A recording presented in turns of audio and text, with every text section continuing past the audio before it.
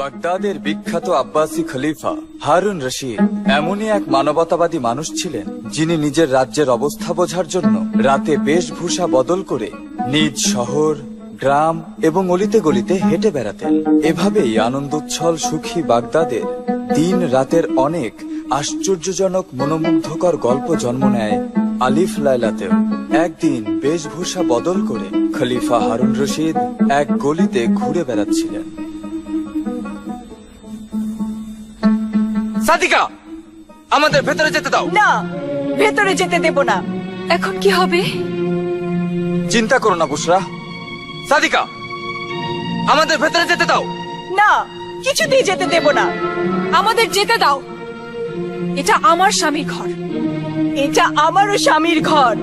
তোমার স্বামী তো সে আজ হয়েছে, আমার বিয়ে তো ওনার সাথে 5 বছর আগেই হয়েছে। তুমি কি জানতে না আমাদের 4 মেয়ে আছে? আরে ছাড়ো, তামাশা করো না, আমাদের ভেতরে যেতে দাও। আমাদেরকে আমাদের ঘরে যেতে দাও সাদিকা। যদি তুমি ঘরের ভেতর যাও, তাহলে আমি বাগদাদের দয়ালু খলিফা হারুন রশিদের কাছে বিচার নিয়ে যাব। আমি তোমাকে ওই পর্যন্ত যেতে দেব না। আমি যাব, অবশ্যই যাব, বিচার চাইবো। আরে তোমার বিচার শোনার জন্য ওনার কাছে সময়টা কোথায়? হ্যাঁ, উনি অনেক ব্যস্ত মানুষ, বুঝেছো? তোমার ফালতু কথা শুনে নিজের সময় নষ্ট করবেন না উনি।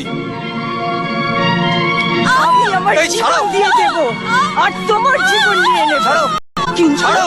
কিন্তু তোমাকে ভেতরে যেতে দেব না, বুঝেছো? আমি তোমাকে ভেতরে যেতে দেব না। অনেক হয়েছে। ছাড়ো, না। আরে আরে ছাড়ো। ঘরে আসতে পারবে আরে, না। সাদিকা, আমাকে ঘরে ছাড়ো যেতে দেব বলছি। না। আরে, তোমাকে ছাড়ো। যেতে দেব না। থামো, আমি বলছি থামো। তোমরা ঝগড়া করো না। কে তুমি?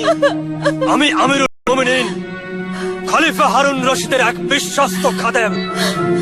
উনি আমাকে হুকুম দিয়েছেন যে তোমরা সবাই দরবারে হাজির হও আর ঝগড়ার কারণটা বলো।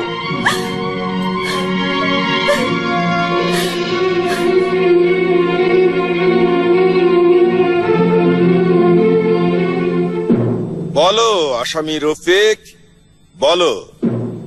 রফিক আর বুশরা, তোমাদেরকে সত্যি বলার অনুমতি দেয়া হলো।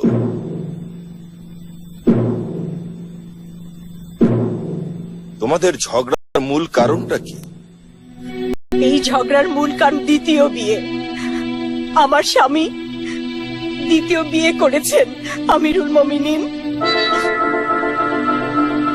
আমিরুল মোমেনিন, আমাদের ইসলামে মাযহাবে দ্বিতীয় বিয়ের অনুমতি দিয়েছে। কিন্তু কোন অবস্থায় দ্বিতীয় বিয়ের অনুমতি দিয়েছে?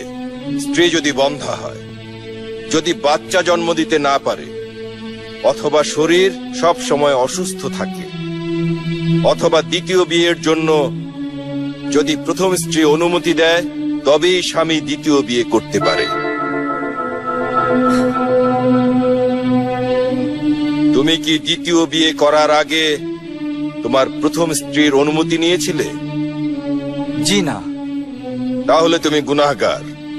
তুমি প্রথম স্ত্রীর উপর অত্যাচার করেছো আর মাযহাবে ইসলামের দুর্নাম করেছো। কিন্তু এটা আমার কি দোষ আমিরুল মুমিনিন? দোষ আছে হুজুর, দোষ আছে, অনেক বড় দোষ আছে। সেও আমার স্বামীর গুনাহের সমান অংশীদার। তুমি আর তোমার বাবা মা আমার কাছে কি শুনেছিলে যে আমি আমার স্বামীকে দ্বিতীয় বিয়ের অনুমতি দিয়েছি নাকি দেইনি? আর এখন আমি এই অত্যাচার সহ্য করছি আমিরুল মুমিনিন। তোমার কথা ঠিক দুঃখী সাদিকা। তাহলে তুমি দ্বিতীয় বিয়ে কেন করেছো? কারণ আমার স্ত্রীর কাছে আমার 4 মেয়ে জন্ম নিয়েছে, ও কোনো ছেলে জন্ম দিতে পারে না। ছেলে জন্ম দেয়া নারীর ক্ষমতার মধ্যে নেই, এর দায়ভারও পুরুষের। কি তাবিব হাকিম হাজি আর মসিউজ্জামান, আপনারা কি মনে করেন? আপনি একদম ঠিকই বলেছেন হুজুর। আপনার রহমতে অনেক বছর সাধনা করে যে ফলাফল আমরা পেয়েছি, তা হলো পুরুষের সক্ষমতার উপর নির্ভর করে সন্তান ছেলে হবে না মেয়ে হবে। আর এই ক্ষেত্রে স্ত্রীর কিছু করার নেই। পুরো বিষয়টি প্রাকৃতিক, সবই উপরওয়ালার ইচ্ছা।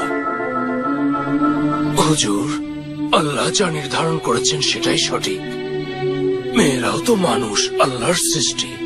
আল্লাহর রহমতকে অস্বীকার করা মানে তার সমস্ত কর্ম এবং ইমানের সাথে বেঈমানি করা। আমার স্বামী আমার মেয়েদেরকে না ভালো খেতে দিয়েছে, না ভালো পড়তে দিয়েছে। সে এদের বোঝা মনে করে, এদের সব সময় ঘৃণা করে। তওবা, নাউজুবিল্লাহ। আল্লাহ তোমাকে জ্ঞান দান করুন। মেয়েদের উপর নির্যাতন করে তুমি জাহান্নামে নিজের জায়গা বানাচ্ছ। হে পাপিষ্ঠ পিতা, মেয়ে তো আল্লাহ তাআলার রহমত আর রাসূলুল্লাহর সালাম। কিয়ামতের দিন সন্তানকে বাবার নামে নয়, তার মায়ের নামে ডাকা হবে।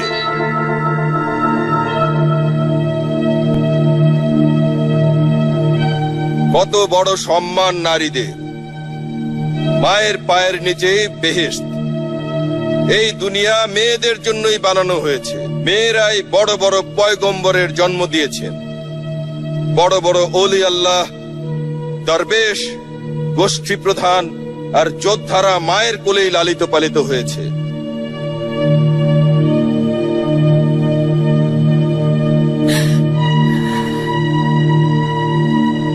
এই কারণে তারা কত ত্যাগ স্বীকার করেছে, কতই না কষ্ট সহ্য করেছে তারা।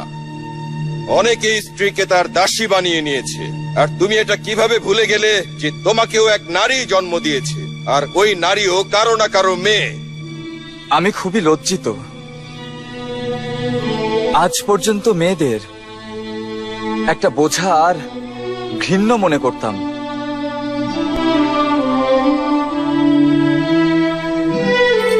আজ আপনি আমার চোখ খুলে দিয়েছেন আর আমাকে বলে দিয়েছেন যে মেয়েদের আসন কোথায় হওয়া উচিত।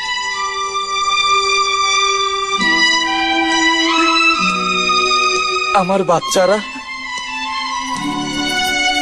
আমি সবসময় এদের জুলুম করে এসেছি, এদেরকে কাঁদিয়েছি, এদের দিকে কোনোদিন ভালোবেসে তাকাইনি।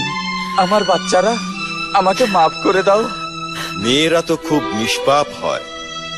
ওদের ছোট ছোট কথা, ওদের প্রয়োজন, ওদের মনের ইচ্ছার দিকে বাবা মায়ের খেয়াল রাখা উচিত। আফসোস তো এটাই যে মেয়েদেরকে স্বার্থপর পুরুষেরা নিজেদের দাসী বানিয়ে রাখে।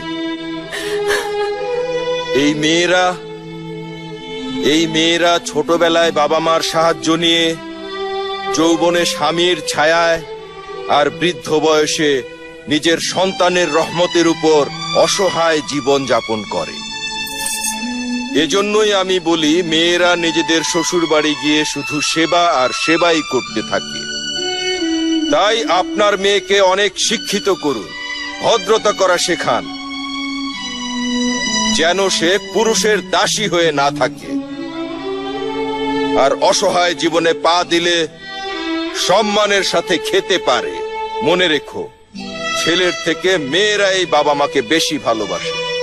আমাকে ক্ষমা করে দিন হুজুর, আমাকে ক্ষমা করে দিন। ক্ষমা আমার কাছে নয়, আল্লাহর কাছে ক্ষমা চাও। তোমার দুঃখী স্ত্রী আর সন্তানদের কাছে ক্ষমা চাও। আর যাও, তোমার মেয়েদেরকে ছেলেদের মতো লালন পালন করো।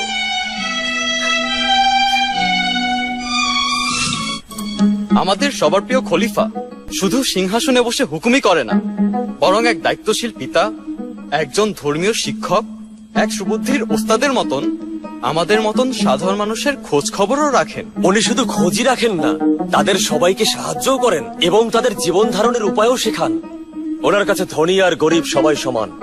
এও শুনেছি যে খলিফা হারুন রশিদের বেগম আলেয়া জুবেদার অনেক অভিযোগ যে উনি তার সাথে সময় কম কাটান।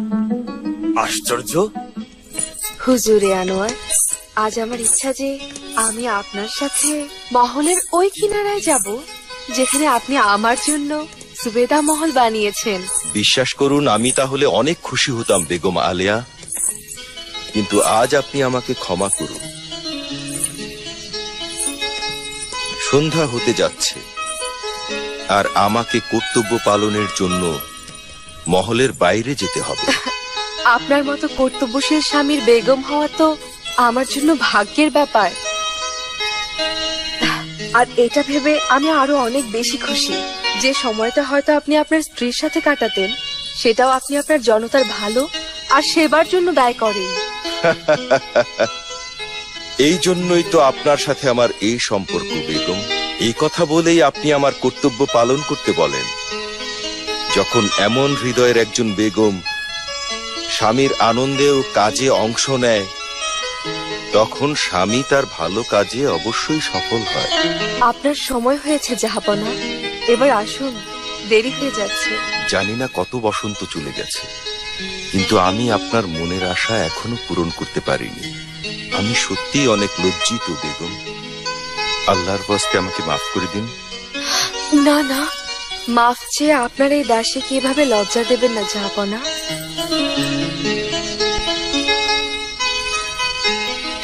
যখন বেগম তার স্বামীর সব ইচ্ছাকে নিজের খুশি বানিয়ে নেয়, তখন আর তার কোনো কথাতেই কষ্ট হয় না।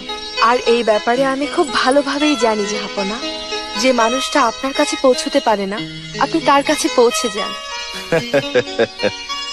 আল্লাহ হাফিজ। আল্লাহ হাফেজ আমার জাহাপনা।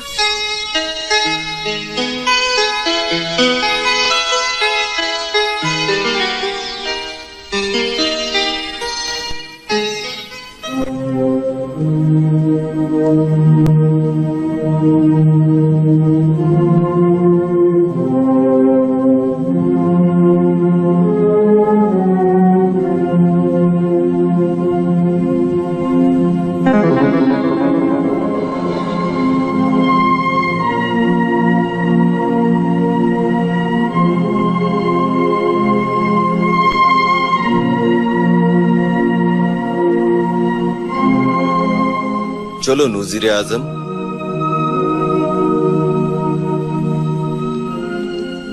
আল্লাহর নামে কেউ আমাকে কিছু খেতে দাও।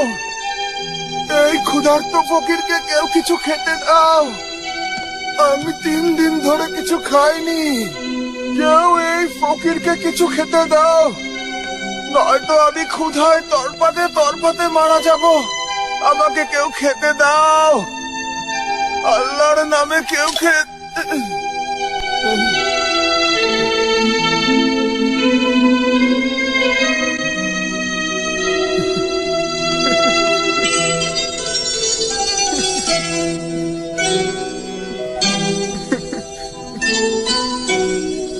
দিনার, 1 দিনার, তাও আবার সোনার।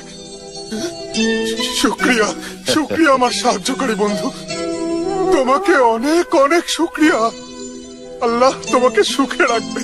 যাও বাবা, নান ভাইয়ের দোকানে যাও আর যা মন চায় তাই কিনে খাও। পেট ভরে খেও কিন্তু। শুক্রিয়া আমার বন্ধু। তুমি তুমি আমার কত খেয়াল রেখেছো যে তুমি আমাকে সোনার একটা দিনার দিয়েছো। তুমি চাইলে আমাকে তো একটা রূপার দেহরামও দিতে পারতে, কিন্তু তুমি জানতে আমি একটা দিনারে নিয়ে আমার মনের মতো খাবার ঠিক মতো খাবো। আর আর এর থেকে যা থাকবে ওগুলো আমি বাঁচিয়ে রাখবো, যেন আমি অনেকদিন কিছু খেতে পারি, পেট ভরে খেতে পারি।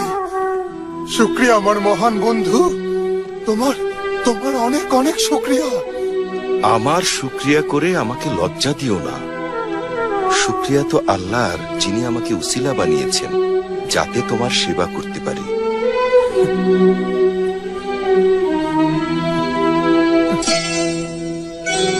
যাও বাবা, গিয়ে পেট ভরে খাবার খাও আর আল্লাহর কাছে শুক্রিয়া আদায় করো। যাচ্ছি, কিন্তু খাবার কিনে খাওয়ার আগে আমার একটা শর্ত আছে। তুমি মানবে ওই শর্ত? হ্যাঁ? শর্ত? কি শর্ত? এই নাও, এই নাও, এই চাবুক নাও আর আমার পিঠের উপর 3টা আঘাত করো। 3টা। যখন তুমি আমাকে 3 চাবুক মারবে তখনই আমি খাবার খাবো। তুমি কি পাগল হয়ে গেছো অন্ধ ফকির? না, আমি পাগল না।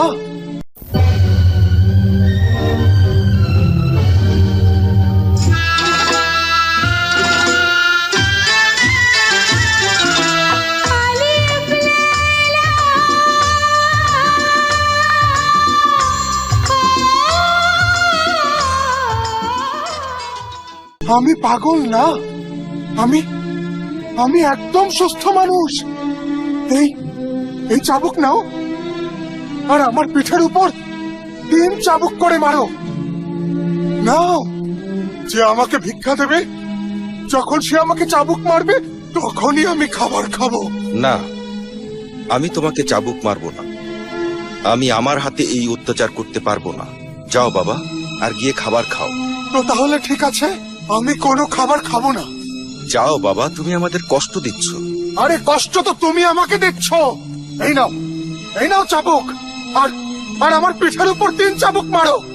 দয়া করো, এক ক্ষুধার্তর উপর দয়া করো। না, আমি তোমাকে চাবুক মারবো না। না, তুমি মারবে না আমাকে এই চাবুক?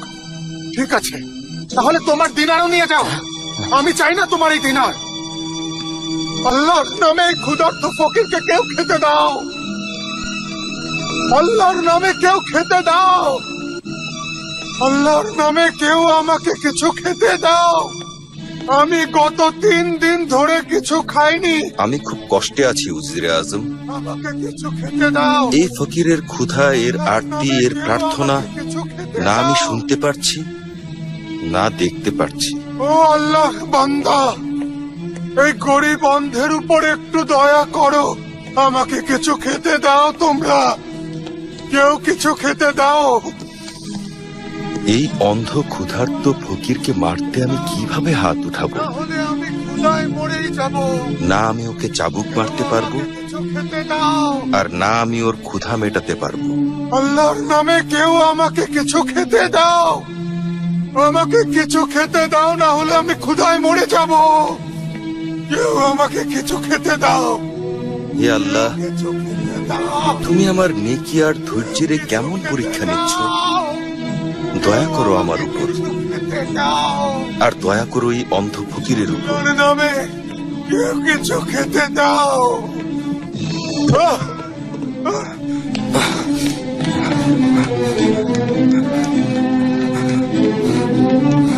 আরে বাবা, বাবা, বাবা, ওঠো বাবা। বাবা, কে তুমি? আমি একজন তালেবে এলেম। বাগদাদের যে কুতুবখানা আছে, ওখানে পড়াশোনা করতে এসেছি। আরে তুমি তুমি ওই লোক না যে যে আমাকে সোনার দিনার দিয়েছিলে? হে তালিবে এলেম, আমার এই বাগদাদ শহরে তোমার জ্ঞান তো পেয়ে যাবে, কিন্তু কিন্তু এই ক্ষুধার্ত ফকিরের রুটি কখনো জুটবে না। রুটি জুটবে না এই ক্ষুধার্ত ফকিরে। জুটবে, অবশ্যই জুটবে। আল্লাহর অঢেল খাবারের এই বাগদাদ শহরে কেউ ক্ষুধায় মরতে পারে না। ওঠো হে জেদি ফকির, আমি আমি আমার এই নিষ্পাপ হাতকে গুনাহগার বানাবো। আমি তোমাকে চাবুক মারবো, আর তোমাকে খাবার খাওয়াবো। তো তো তো তুমি আমাকে চাবুক মারবে? শুক্রিয়া আমার বন্ধু, শুক্রিয়া তোমাকে, তোমাকে অনেক অনেক শুক্রিয়া। নাও নাও, এই নাও, এই চাবুক নাও, আর আর আমার এই পিঠের উপর 3 চাবুক মারো। নাও নাও নাও, মারো, চাবুক মারো। ইয়া আল্লাহ, মারো, আমাকে ক্ষমা করো। মারো, জোরে চাবুক মারো, তবেই আমি খাবার খাবো। মারো। ইয়া আল্লাহ, আমি তওবা করছি। আল্লাহ, আমাকে ক্ষমা করো। মারো, দ্বিতীয় চাবুক মারো। মারো আমার নেক সাহায্যকারী বন্ধু, তৃতীয় চাবুক মারো, জলদি মারো।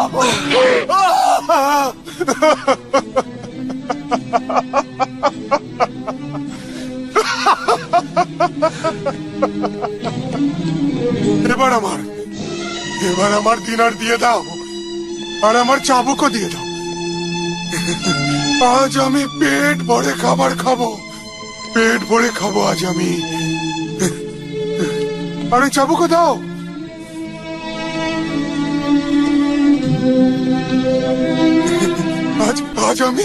আজ আমি পেট ভরে খাবার খাবো, পেট ভরে খাবার খাবো আমি, পেট ভরে খাবার খাবো।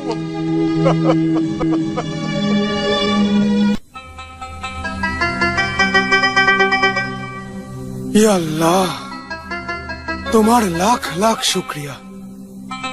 তুমি আজ এই ক্ষুধার্ত ফকিরকে খাবার খেতে দিয়েছ। 3 দিন লেগেছে, অনেক কষ্ট করতে হয়েছে আমার রুটি খাওয়ার জন্য। ইয়া আল্লাহ, আর আমার ওই সাহায্যকারীকেও সাহায্য করো তুমি।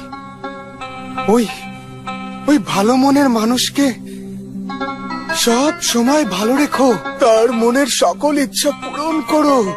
আমার ওই বন্ধু আমাকে চাবুক মেরেছে, আমাকে রুটি খেতে দিয়েছে। ইয়া আল্লাহ, তার ভালো করো, তার মনের সকল ইচ্ছা পূরণ করো আমার মাওলা।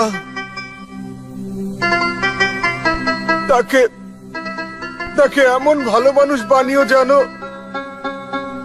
পৃথিবীর শেষ অবধি তার নামের আলো ছড়ায়। আমিন। সুম্মা আমিন। কে এখানে? কে এখানে? কে? বলো কে? তুমি কি আমার সেই বন্ধু? হ্যাঁ, তুমি কি আমার সেই মহৎ বন্ধু? হ্যাঁ, তুমি কি আমার আশেপাশেই আছো? হ্যাঁ, হে আল্লাহর শুকর আদায়কারী বান্দা, যদি তুমি অনুমতি দাও আমি তোমার পাশে বসি। হ্যাঁ, এসো না, বসো, আমার কাছে বসো। আসো, বসো। আমার কাছ থেকে অনুমতি নিয়ে তুমি আজ আমার সম্মান বাড়িয়ে দিয়েছো। আমি এত সম্মানের যোগ্য নই আমার বন্ধু। আল্লাহর নজরে সবাই সমান, হে আল্লাহর বান্দা। আমার তো তোমার পায়ের কাছে বসা উচিত। না না না, হে আমার দয়ালু বন্ধু, এটাই সত্যি। তোমার এই উদারতা, তোমার এই ধৈর্য আমাকে মুগ্ধ করেছে। আমি তো তোমার পায়ের নিচের মাটির থেকে বেশি কিছু নই। হে উদার মনের অন্ধ ফকির, তোমার ব্যবহার দেখে বোঝা যায় যে তুমি মা বাবার একজন ভালো সন্তান, আর তুমি অত্যাচারী নও, তোমার মন আলোকিত। হ্যাঁ, যখন চোখ থেকে আলো মুছে গেছে তখন মনটা আলোকিত হয়েছে। জন্ম থেকেই কি তোমার চোখ এমন ছিল? আমার এই দু চোখ অন্ধ হয়ে যাওয়ার আগে আমি আমার জ্ঞানেই অন্ধ হয়ে গিয়েছিলাম। লালসা আর পাপের পর্দা পড়ে গিয়েছিল আমার চিন্তায়। হে মহৎ মানুষ, সত্যকে মেনে নেওয়া মানুষ অনেক মহৎ হৃদয়ের মানুষ হয়ে থাকে। যদি তোমার খারাপ না লাগে আর তোমার মনে কষ্ট না লাগে, তো কাল তুমি বাগদাদের খলিফা হারুন রশিদের দরবারে যাও, আর তাকে বলো চাবুকের আঘাতের পরেই কেন তুমি খাবার খাও। তাকে তোমার কাহিনী শোনাও। যাব, অবশ্যই যাব। আমার এই কাহিনী মা বাবার রক্তে লেখা এক কাহিনী। আমার নিষ্পাপ স্ত্রীর অশ্রুতে ডুবে থাকা এক কাহিনী।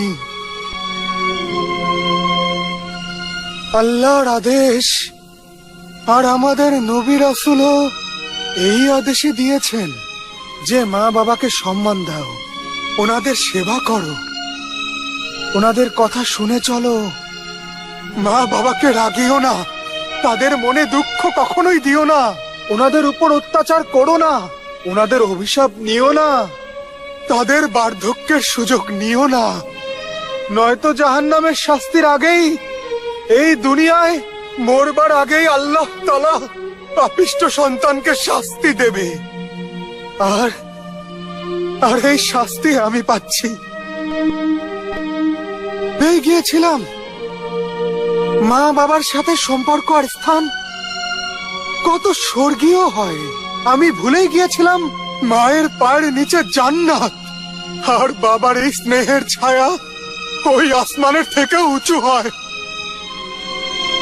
দুনিয়াতে সবকিছু পাওয়া যায়, সবকিছু পাওয়া যায়, কিন্তু মা বাবা পাওয়া যায় না।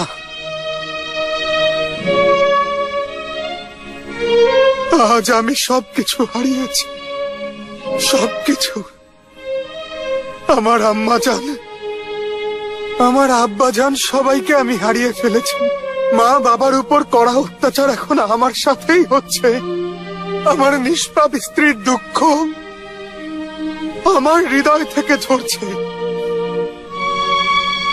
তার অশ্রু আমার চোখ থেকে ঝরছে। আমার খারাপ বন্ধুদের খারাপ সঙ্গ, নশ্বর পৃথিবী আর সম্পদের লালসা আমাকে পাপের দুনিয়ায় দাস বানিয়ে দিয়েছিল। আমি মিশরের বিখ্যাত খেজুর ব্যবসায়ী ছিলাম। আমের বিন আমিরের ছেলে আমি, জামাল বিন আমির। আমি খুবই সুন্দর এক যুবক ছিলাম। আমার স্ত্রী নাবিলাও অনেক সুন্দর ছিল, সেবা পরায়ণও ছিল, কিন্তু পরনারীর প্রতি আমার এই ভয়ানক আসক্তি বন্ধুদের কারণেই তৈরি হয়েছিল। একদিন আমার বন্ধু আমাকে শহরের জুয়াখানার ওই বিখ্যাত রক্ষিতা হুররার সাথে দেখা করতে নিয়েছিল।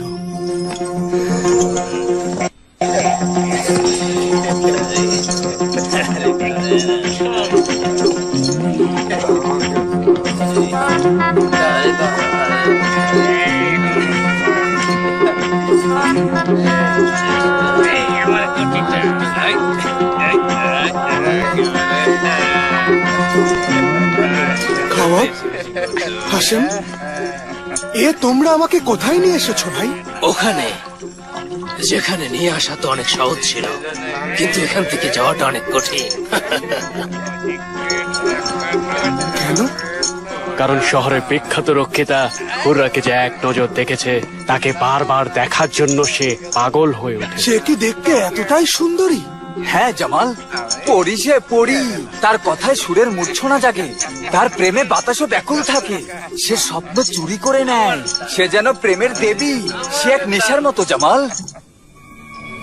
যাকে তুমি মন ভুলিয়ে এনেছো, সে কি মদ পান করে খাবার? না, ও মদ পান করে না সুন্দরী রাক্ষসা হুররা। যে পান করে না তাকে পান করানো অনেক সহজ, কিন্তু যে পান করে তাকে অনেক পান করতে না দেয়া আরো বেশি কঠিন কাজ আমার প্রিয় খাবার। জামাল আমার চাচাতো ভাই হয়। আমি আমার চাচা আমের বিন আমির জামালের বাবার খেজুরের ব্যবসা শেষ করে দিতে চাই। তোমার কাজ হয়ে যাবে খাবার। আলিফ লাইলা আলিফ লাইলা আলিফ লাইলা আলিফ লাইলা আলিফ লাইলা